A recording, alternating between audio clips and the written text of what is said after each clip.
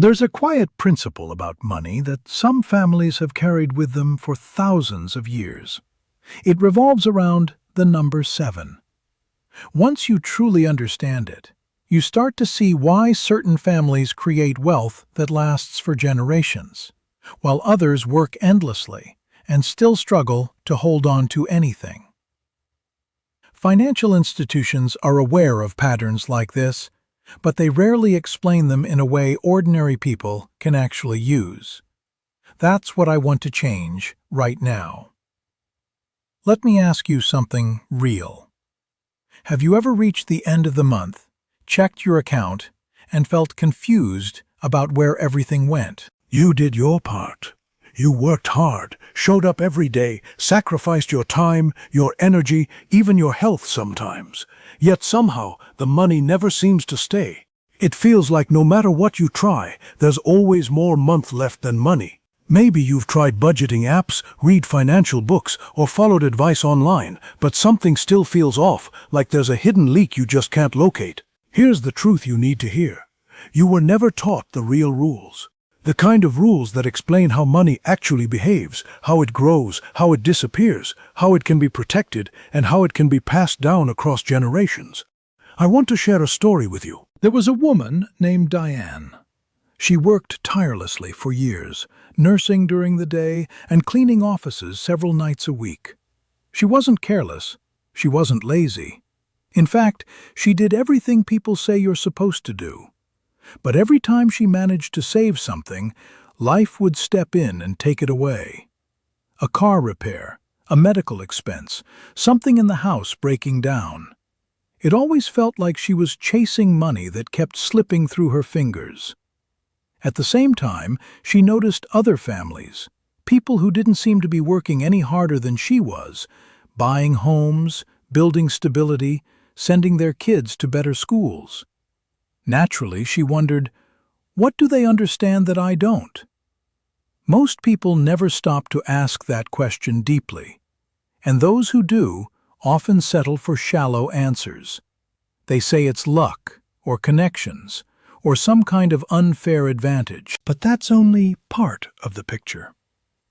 The deeper reality is that there are long-standing principles about money, about cycles, timing, and structure that have been preserved for generations. These ideas aren't mystical or unrealistic. They are practical, time-tested ways of thinking that have survived through wars, economic collapses, and major shifts in society. At the center of this wisdom is something often referred to as the 777 rule. Its roots go back thousands of years, grounded in ancient teachings and reinforced over time. And once you really grasp it, your entire perspective on money begins to shift. Let's break it down in a way you can actually use starting this week. Not someday, not when things are perfect, but right now. The first 7 focuses on something most people overlook completely: the rhythm between work and rest. To understand why this matters so much, think about this. Imagine someone arriving in a new country with almost nothing, just a couple of bags and a small amount of cash. No safety net, no guarantees. What they do next determines everything. Not just how hard they work, but how they structure their effort, how they pause, how they reset, and how they protect what they're building. Most people believe that working non-stop is the answer. That the more hours you put in, the more secure your future becomes. But that's not how sustainable wealth is built. Without a system, without cycles, without intentional pauses, money doesn't stay. It slips away, just like it did for Diane. This first principle teaches that constant motion without rhythm leads to burnout and loss. But when effort is paired with intentional rest and reflection, something changes. You start making better decisions. You protect your energy. You become more aware of where your money is going and why. And that's where the shift begins. Not with more effort, but with a different structure behind that effort. She arrived with almost nothing, just a little cash hidden inside the lining of her coat. She didn't know the language well, had no formal education, no network, no family support, and no business background. Yet within a decade, she managed to open a small shop. 20 years later, she owned not just the shop, but the entire building. By the end of her life, she had created enough stability to give each of her grandchildren a real start. When I was around 12, I asked her how she did it. How do you build something meaningful starting from nothing? Her answer stayed with me ever since. She said, "It's not about how hard you work. It's about knowing when to stop." At that age, I didn't fully understand what she meant. I thought she was being clever. She wasn't. There's an instruction found in ancient teaching that says you should work for 6 days, but the 7th day is set aside for rest. Most people see that as purely religious, something spiritual with no connection to everyday life. But she saw it differently. She understood that this wasn't just about faith, it was also about how money works. When you push yourself non-stop, 7 days a week, your thinking starts to suffer. You lose clarity. You begin making rushed, emotional decisions. You agree to things you shouldn't because you're too drained to think properly. You start spending just to cope with the exhaustion. Opportunities pass right in front of you, but you don't even notice because your mind is overwhelmed. There's a teaching that says a person's provision for the year is already set, except for what they spend on honoring rest and meaning. That part is treated differently. It isn't taken away from what you have, it's added beyond it. Think about that for a second. My grandmother didn't treat her day of rest as optional. Every week she would close her shop before the busiest evening. Other shop owners would laugh at her, saying she was missing out on profit. From the outside, it looked like she was losing money, but what they didn't see was what she gained. Because she rested, her mind stayed sharp. During the 6 days she worked, she made smarter choices. She knew what products to focus on, when to adjust prices, and when it was the right time to grow. She saw patterns and opportunities others missed because they were constantly running on empty. The first part of this principle is simple but powerful. Structure your life in a cycle of 6 days of focused effort and 1 day of real, intentional rest. Not just lying around, but stepping back mentally. Use that time to reflect, review your finances, think about your direction, and reconnect with what actually matters. If you're working every single day without pause, it may feel productive, but in reality, you're just burning energy without steering properly. This single habit has quietly protected countless families from financial collapse. And yet, it's only the beginning. The second part goes even deeper, and most people never hear about it. It's based on a cycle of 7 years. The idea is simple, but it challenges everything modern systems are built on. Every 7th year, there was a reset. Debts were released. Loans were forgiven. Financial burdens were cleared.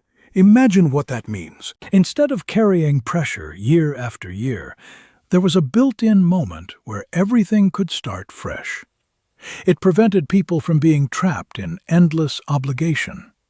It kept the system balanced and humane. Now compare that to today. The entire structure around you is designed to keep you tied to payments for as long as possible. Minimum payments stretch for decades. Interest keeps accumulating.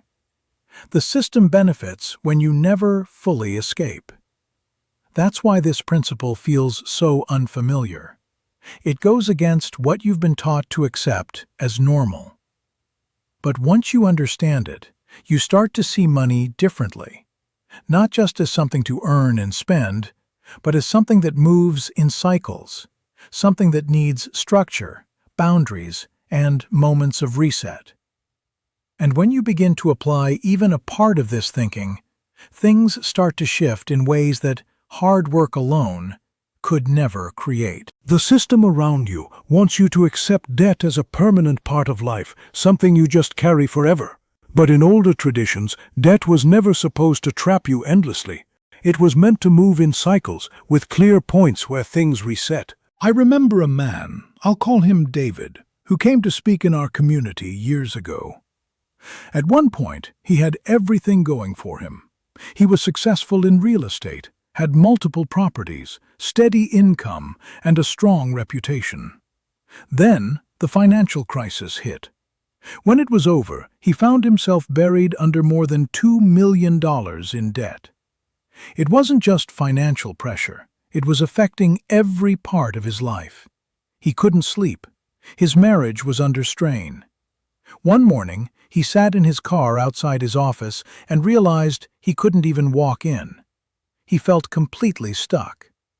That evening, he went to speak with his rabbi, expecting advice on how to push harder or recover faster.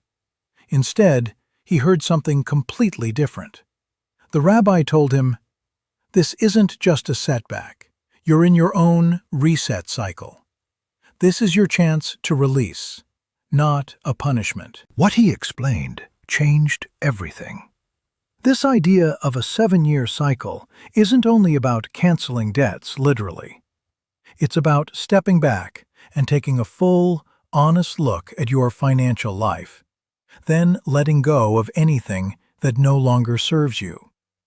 That includes bad investments you're holding on to out of ego, deals that drain more than they return, partnerships that quietly cost you more than they give back, and even small things like subscriptions and recurring payments that pile up over time. These things can attach themselves to your life so gradually that you don't even notice how much they're slowing you down. David went home that same night and wrote everything down.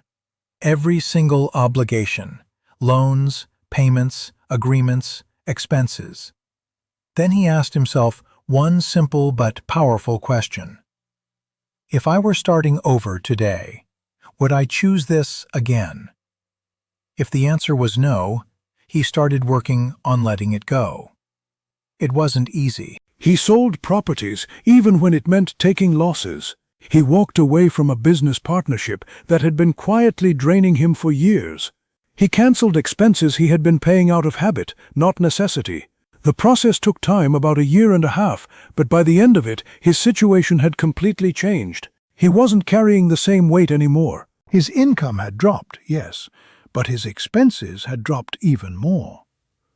For the first time in years, he was actually keeping money instead of watching it disappear. Within 5 years, he rebuilt everything, but this time he did it without relying on debt at all. Here's what you can take from that. Sit down and list out every financial commitment you have. Everything: debts, subscriptions, recurring charges, obligations. Then go through them one by one and ask yourself honestly, if I were starting fresh today, would I agree to this again? Don't rush this, and don't lie to yourself. The things you're holding on to out of fear, habit, or pride are often the very things holding you back from moving forward. Now, there's one more part to this, and it's the piece that ties everything together. It's based on an old practice that many people have heard about, but very few truly understand: giving a portion of what you earn. There's a moment in an ancient story where a man named Jacob, after experiencing a powerful vision, makes a promise. He says that from everything he receives, he will give back 1/10. What's important isn't just the number, it's when he made that decision. He wasn't comfortable. He wasn't secure. In fact, he had nothing. He was alone, uncertain about his future, with no clear path ahead. And in that exact moment, when most people would hold on tightly to whatever they might get, he made a commitment to give. That's what makes this principle different. It's not about giving when it's easy. It's about creating a pattern of generosity even when things feel unstable. It shifts how you see money. Instead of operating from fear and scarcity, you begin to operate from trust and structure. And this is where everything connects. The cycle of working and stepping back. The discipline of releasing what no longer serves you. And the habit of giving, even when it feels uncomfortable. Together, they form a system, a rhythm, that changes not just how much you earn, but how much you actually keep, grow, and carry forward. In ancient times, during that seventh-year cycle, there was a special form of giving that went beyond personal devotion. It wasn't just directed toward religious institutions, it was distributed to people in real need: the poor, the outsider, the widow, the orphan. Giving wasn't seen as a kind gesture you do when you feel like it. It was part of maintaining balance. It was how money was meant to flow through a healthy society. But here's the part most people miss. It's not only about how much you give, it's about when you give it. The idea is to set aside a portion first, before rent, before bills, before anything else. That first portion is dedicated to what's often called charity. But the deeper meaning of the word points to fairness and alignment, not just generosity. It's about putting things in the right order. I remember a woman named Ruth who lived near us when my children were young. She had lost her husband and was left with very little, just a modest pension and a small amount of savings. People worried about her constantly. Every week, someone would check in, bring food, make sure she was okay. But there was something she did that confused everyone around her. No matter what, every month she gave something away. Sometimes it was a small amount, 20, maybe 50, but she never skipped it. People would tell her she couldn't afford to do that she needed to hold on to every bit she had. But she would always respond the same way. She couldn't afford not to give. For her, it was an act of trust, a way of affirming that she would be taken care of. And somehow, she was. She lived a long life, well into her 90s. She never faced the kind of crisis people feared for her. She kept her home, had what she needed, and lived simply but steadily. After she passed, it turned out her savings had quietly grown over the years. She had been careful, thoughtful with her decisions, and consistent in her habits, including her giving. There's an old teaching that says, if you give in this way, you create the conditions for growth. Not in a magical sense, but in a structured, cause and effect way that plays out over time. It's been observed and practiced for generations, so here's something practical you can try. With your next income, take a small portion, 7%, and set it aside immediately for giving. Do it before you start allocating money anywhere else. Your mind will resist this. It will start listing every reason why this isn't possible right now. That's normal. But think about the pattern. Even in moments of uncertainty, people who committed to this structure created a different relationship with money. They moved from fear into intention. Start small if you need to, but stay consistent. Give it to someone who genuinely needs support, or to something that improves your community. Then watch carefully over the next several months. Not just what happens externally, but how your thinking begins to shift. When you step back and look at the full picture, you start to see how these ideas connect. One part teaches you to pause regularly, so your thinking stays clear and your actions stay intentional. Another part reminds you to periodically clean out what's no longer working, so you're not carrying unnecessary weight. And this final part introduces a habit that reshapes how you relate to what you earn, turning it into something that flows rather than something you cling to out of fear. When these patterns come together, they form a system, not just for making money, but for keeping it, growing it, and using it in a way that actually builds something lasting. The final part of this principle is simple but powerful.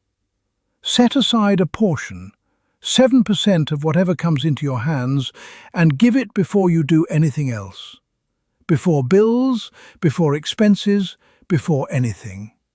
When you do this, you create a kind of flow in your life that isn't dependent on the economy, the market, or any system outside of you. Think about the pattern behind all of this. It's not random. There's a rhythm built into everything. 6 days of creation, then rest. Years of working the land, then letting it breathe. The same idea applies to your finances.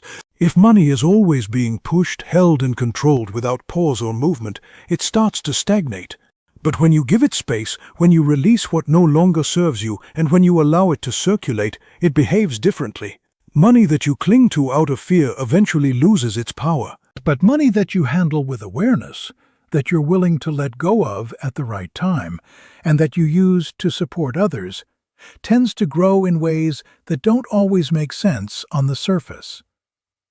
I've seen this play out over many years. Families who follow this rhythm, not perfectly but consistently, end up building something much deeper than just financial success. Yes, they become more stable financially, but that's only part of it. Their relationships tend to be stronger. There's less stress around money. Their health improves because they're not constantly running on empty. And their children grow up with a completely different mindset, one rooted in balance, discipline, and generosity. That's what real legacy looks like. It's not just about how much money you leave behind. It's about the habits, the mindset, and the structure you pass on to the next generation. Right now, you're being exposed to an idea that has helped people navigate through uncertainty, loss, and change for a very long time. And it's not complicated, it just requires you to move differently than most people around you. If your current pattern isn't working, repeating it won't fix it. Something has to shift. And that shift begins when you choose a new rhythm. So here's something simple you can do. Make a decision that you're going to follow this pattern. Let it be real, not just something you heard and forgot. And if this message resonates with you, don't keep it to yourself. Think of someone in your life who is working hard but still feels stuck, and share this with them. Sometimes one idea, at the right moment, can completely change someone's direction. You are not stuck in one path. Things can change, but they change when your approach changes. When you start to build your life around a structure that includes rest, release, and giving, you create space for something new to grow. Trust the process. Stay consistent with it, and watch how things begin to shift over time. Everything comes down to a simple but powerful shift in how you live, not just how you earn. This teaching isn't really about money alone. It's about alignment, discipline, and trust. Most people spend their lives chasing more, working harder, pushing further, yet still feeling like something is missing. But the truth is, without the right structure, effort alone will never create lasting stability. The Rhythm of 7 offers a different path. It teaches you to pause so your mind stays clear, to release what no longer serves you so you are not weighed down by the past, and to give so that your life is not built on fear, but on flow and purpose. When you follow this pattern, money stops being something you constantly struggle to control and starts becoming something you manage with intention. It begins to move through your life in a healthier way, supporting not just your needs, but your growth and the people around you. Over time, this doesn't just change your bank account. It transforms your mindset, your relationships, and the legacy you build. Because real wealth is not measured only by what you accumulate, but by what you sustain and pass forward.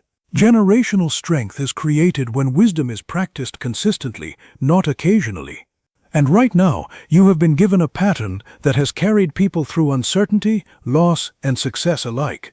The only question left is whether you will continue living the way most people do, reacting, rushing, and holding on too tightly, or whether you will choose a different rhythm, one built on clarity, renewal, and generosity. Because the moment you commit to rest with purpose, to release without fear, and to give with intention, you step into a way of living where growth is no longer forced, but natural. And that is where everything begins to change.